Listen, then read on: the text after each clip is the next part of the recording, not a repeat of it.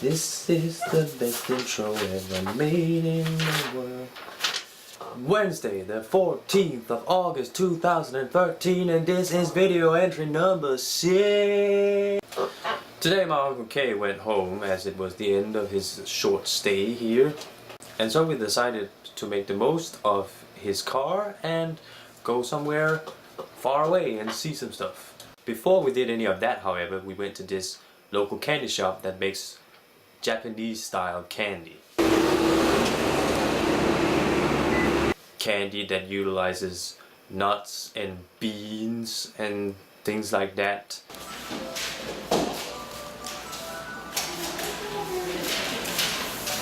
There's also sugar sweets and cookies and things like that.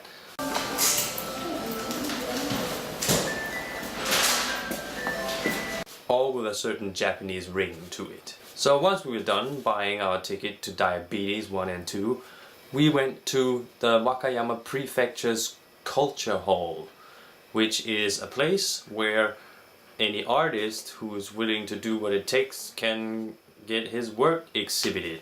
Getting in was free, and we saw a number of pictures created by this guy. He is the son of one of my grandmother's friends, thus our interest in his exhibit. In this exhibit, he had made a number of computer-generated images such as these.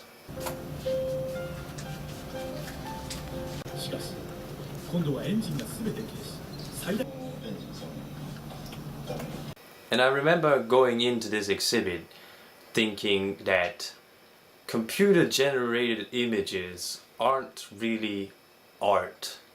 I mean, I could make computer-generated images in Paint, for instance. Though granted, they would not be as well made or as pretty to look at as these pictures were, but it's just a bunch of ones and zeros like these pictures were. So let's for a moment think about just what art is. How would you define art? And while you can't answer that question behind that camera, I can give you my idea of what art is.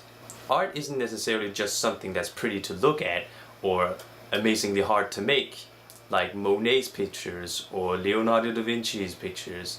Art can be photographs, art can be movies, and those photographs and movies can be of any number of things. But what made all these things art, if not that they were pretty to look at? What made those things that weren't particularly pretty to look at art as well?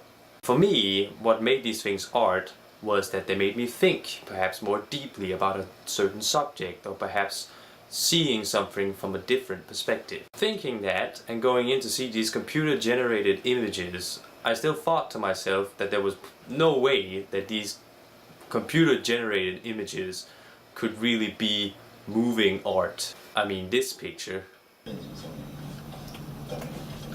which is a computer-generated picture of a satellite, I mean, it's not real. So it isn't really that amazing. It might be hard to make, but it doesn't really move you in any way. But then I saw this picture. A picture of two ships around the 1700s sailing on the great seas with a solar eclipse in the skies above them. The reason this picture got to me was because I started thinking about the significance of a solar eclipse to the people that lived in the 1700s. They had no idea what a solar eclipse was or why it happened. The solar eclipse back then, and indeed in some ways even now, was a pretty significant event. And other events taking place on this planet later on were even more significant. An event as depicted by this picture, going to space. The act of going into space is very significant for us, and so is a solar eclipse to us and to the people who lived back in the 1700s. But in the grand scheme of things, in our solar system, a hunk of metal being launched into space, or the moon blocking our view of the sun, is pretty insignificant. Or at least that's how I felt when I looked at this picture. A computer-generated image depicting the death of a star as it swallows a planet as viewed from that planet's surface. An entire sun dies and swallows a planet whole. A dying sun, a star, ceases to exist. Something so massive as our own sun just ceases to exist. Indeed, our own sun is a very little star compared to others. Even bigger stars experience their own end at some point. And indeed, this event, a star dying, the most powerful thing in our solar system just dying, is in itself, in the grand scheme of things in our galaxy, also insignificant. Or at least that's what I thought when I looked at this picture.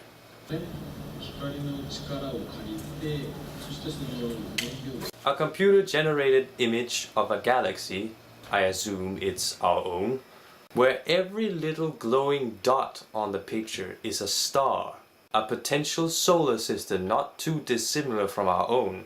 Stars of various sizes, various mass, various colors. One of these stars is the star that we call the Sun, and our home is orbiting it. This home is a rock that we call Earth.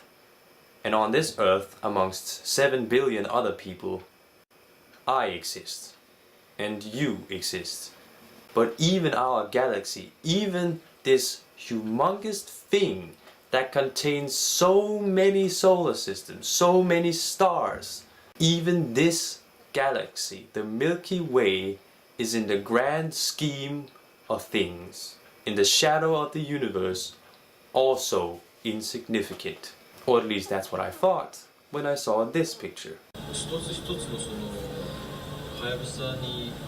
A computer-generated picture depicting many thousands of galaxies in clusters all over the universe. Different galaxies containing different numbers of stars, containing different numbers of planets, possibly containing different numbers of life. It is within one of those dots on that picture that we find our galaxy, and within one of the dots from our galaxy that we find our sun. And it is on one of the rocks orbiting this sun that we live amongst 7 billion other people. We find ourselves staring up at the sky as insignificant as we are. These computer-generated images made me think a lot about the significance of a human life, the significance of our planet, of our solar system, of our galaxy even. And while I won't say that I ever reached any reasonable conclusion, I will say that these pictures succeeded in doing what art for me is supposed to do. It made me think. And if images created by ones and zeros, images created by binary codes on computers can be art, then what can't be art? I think that's enough deep thinking for one day. I'm just gonna go back to procrastinating and not doing anything productive.